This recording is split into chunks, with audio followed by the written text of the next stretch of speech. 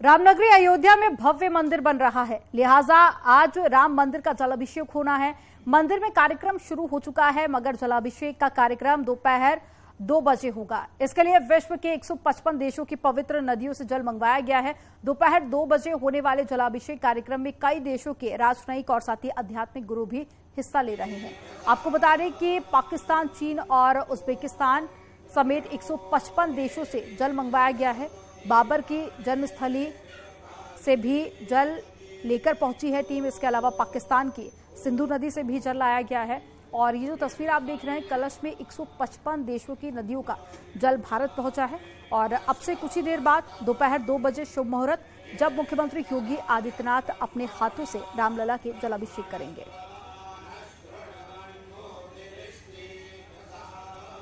तो आज राम मंदिर का जलाभिषेक होना है। उत्तर प्रदेश के एक विधायक ने ये सुझाव दिया था, जिसके बाद 2020 से ही टीम तमाम देशों में पहुंचकर जल लाने की कोशिश कर रही थी।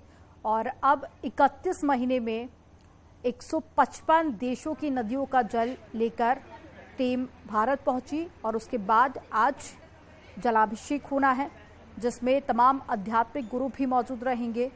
बाबा रामदेव भी पहुंच सकते हैं। इसके अलावा तमाम साधु संत और वीवीआईपी गेस्ट भी आपको नजर आएंगे। जिसके अलावा मुख्यमंत्री योगी आदित्यनाथ और बीजेपी के तमाम बड़े नेता भी आज इस दौरान अयोध्या में नजर आएंगे। तैयारियां पूरी कर ली गई हैं, मंच बनकर तैयार हो चुका है। और ये वो तस्वीरें उस जल के कलश की, जिससे आज जलाभिषेक किया जाना है।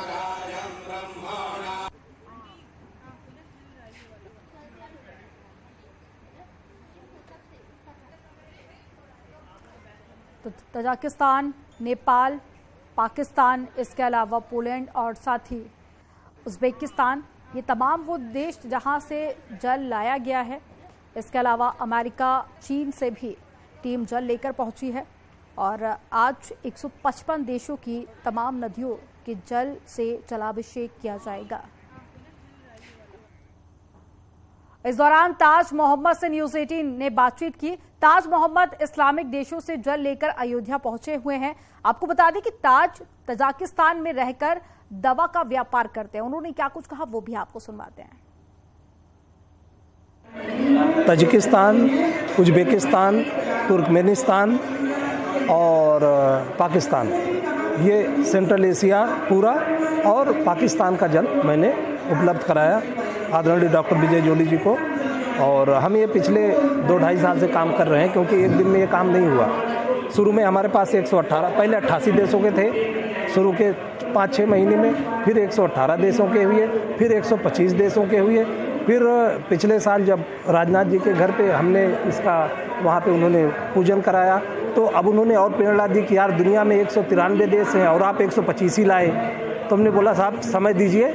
फिर उन्होंने बोला ठीक है आप करिए, कोई जल्दी नहीं है, इसमें क्या है, अभी तो निर्माण कार्य चल ही रहा है। तो उसके बाद पिछले 6-7 महीनों में हमने और करीब 25-30 देशों का, तो अभी हमारे पास टोटल 155 देश के हो गए। पाकिस्तान से जो जल आया उसको लेकर बड़ी असुविधा हुई, ऐसा बताया गया। हाँ, पाकिस्तान से जो जल आया वो हमारे वहाँ पे भारतीय मूल के मित्र हैं जो हिंदू समुदाय से हैं। वो वहाँ पे एक मंदिर है, उसके संरक्षक हैं। उन्होंने वो जल भेजा दुबई, फिर दुबई से हमारे पास भारत में मिला। और यूपी के डिप्टी सीएम केशव प्रसाद मौर्य प्रयागराज पहुंचे हैं, जहां नगरीय निकाय चुनाव को लेकर जनता से अपील करेंगे। वो क्या कुछ कह रहे हैं वो भी आपको सुनवाते हैं। जो 2023 के नगर निकाय के चुनाव हैं, इस चुनाव में प्रयागराज नगर निगम सहित हम उत्तर प्रदेश के सभी 17 नगर निगम जीतने जा रहे हैं। कमल खिलने जा रहा है, जो कमल सुशासन का है, जो विकास का है, जो सुरक्षा का है, जो कानून व्यवस्था का है। और यह भी मुझे कहने में कोई संकोच नहीं है कि भारतीय जनता पार्टी के नेतृत्व ने पार्टी के एक समर्पित सिपाही,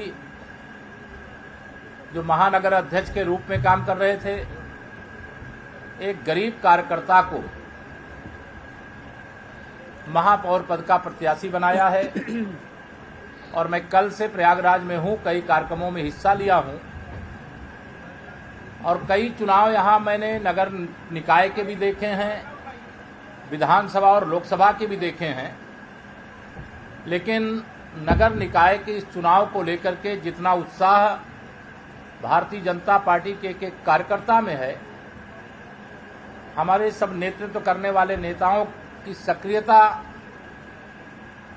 और जनता भी जैसे कि कार्यकर्ता की तरह इस चुनाव को लड़ रही है। इसलिए मैं प्रयागराज नगर निगम सहित सभी 17 नगर निगम भाजपा जीतेगी। नगर पालिका और नगर पंचायत के चुनाव में भी एक स्वर्णिम इतिहास, जैसे 2014 के लोकसभा में, 2017 के विधानसभा में, 2019 की लोकसभा में, वह 2022 के विधानसभा में रचने का काम किया है, वैसे ही नगर निकाय के चुनाव में भी यह रिकॉर्ड बनाते हुए 2024 के लोकसभा चुनाव में माननीय नरेंद्र मोदी जी के नेतृत्व में फिर से देश में सरकार बनाने के लिए हम लोग 80 में से 80 सीटें उत्तर प्रदेश में जीतेंगे। और कल से मुझे एक नारा सुनाई दे रहा है प्रयाग में भी, प्रदेश में भी, कि 13 मई अर्थात वोट की जिस दिन गिनती होगी, 13 मई सपा बसपा कांग्रेस गई। यह एक माहौल चारों तरफ पूरे प्रदेश के अंदर दिखाई दे रहा है। प्रयागराज एक विश्व प्रसिद्ध एक धार्मिक नगरी भी है, ऐतिहासिक नगरी भी है, न्याय की नगरी भी है और गंगा यमुना सरस्वती के रूप में पवित्र त्रिवेणी की नगरी है। 2019 के कुंभ को आप सब लोगों ने कवर किया है।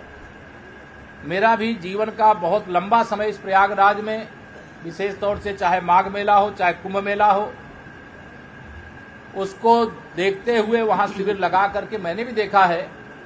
लेकिन जो दिव्य और भव्य कुंभ का आयोजन 2019 में हुआ है, जिसमें मेरे आप सब पत्रकार मित्र भी सराहना करते हुए ही दिखाई दिए हैं कि कोई कमी नहीं आपको देखने को मिली।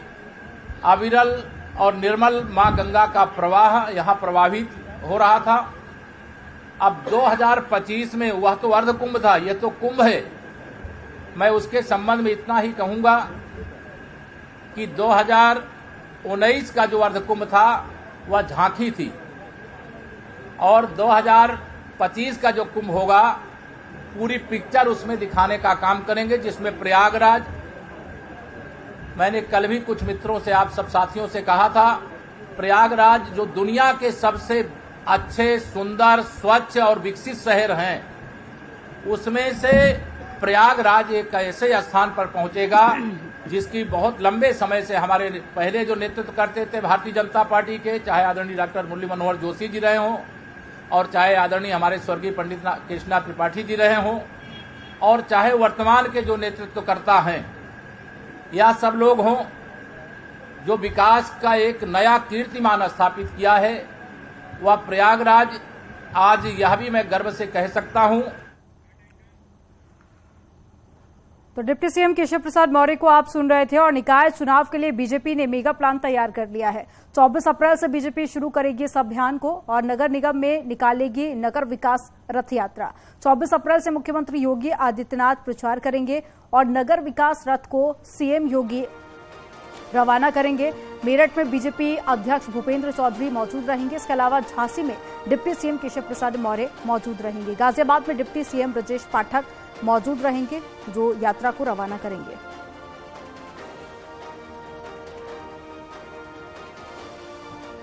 निकाय चुनाव की तैयारी में जुटी भारतीय जनता पार्टी 24 अप्रैल से चुनावी अभियान की शुरुआत कर रही है।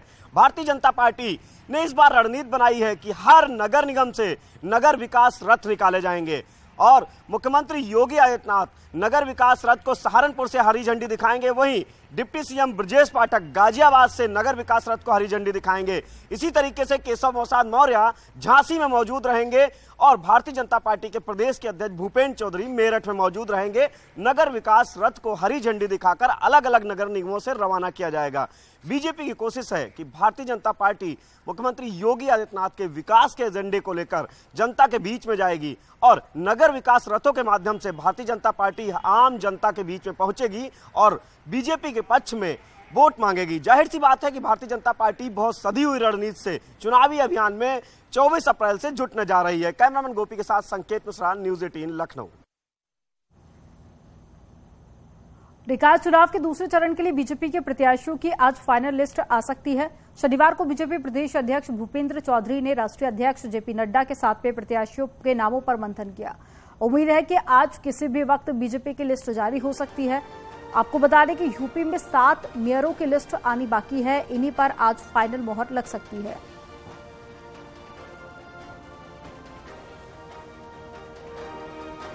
चुनाव के दूसरे चरण के प्रत्याशियों के नामों का ऐलान भारतीय जनता पार्टी कुछ देर में कर देगी। दरअसल भारतीय जनता पार्टी के प्रदेश के अध्यक्ष भूपेंद्र चौधरी और महामंत्री संगठन ने केंद्रीय नेतृत्व के साथ में बैठक की और बैठक के बाद में नगर निगम के महापौर के प्रत्याशियों के नामों पर मुहर केंद्रीय नेतृत्व ने लगा दी है। कुछ देर में ही इन नामों का ऐलान भारतीय जनता पार्टी की कमेटी करेगी। महापौर के 7 नगर निगम के प्रत्याशियों के नामों का ऐलान होगा। इसके अलावा नगर पालिका अध्यक्ष और नगर पंचायत अध्यक्ष के नामों का ऐलान भारतीय जनता पार्टी करेगी। वहीं 24 अप्रैल से भारतीय जनता पार्टी चुनावी अभियानों की भी शुरुआत कर रही है। कैमरामैन गोपी के साथ संकेत मिश्रा, न्यूज़ 18 लखनऊ। और मुख्यमंत्री योगी आदित्यनाथ आज वाराणसी पहुंचेंगे और पुलिस लाइन से सर्किट हाउस पहुंचेंगे, काशी विश्वनाथ मंदिर में दर्शन करेंगे। बीजेपी कार्यालय में सीएम बैठक करेंगे और निकाय चुनाव को लेकर मीटिंग होगी। बैठक के बाद में लखनऊ लौटेंगे मुख्यमंत्री योगी आदित्यनाथ। तो आज एक बार फिर से वाराणसी के दौरे पर रहेंगे मुख्यमंत्री योगी आदित्यनाथ और नगर निगम इलेक्शन को लेकर आज बैठक भी होनी है। और इसके अलावा मुख्यमंत्री योगी आदित्यनाथ दर्शन करने के लिए विश्वनाथ मंदिर में भी पहुंचेंगे और काशी विश्वनाथ मंदिर पहुंचकर दर्शन करेंगे। इसके अलावा काल भैरव मंदिर में भी जाएंगे, जहां पूजा अर्चना करेंगे और बीजेपी कार्यालय में सीएम योगी बैठक करेंगे। निकाय चुनाव को लेकर ये मीटिंग बेहद खास मानी जा रही है और बैठक के बाद में वापस मुख्यमंत्री योगी आदित्यनाथ लखनऊ लौटेंगे।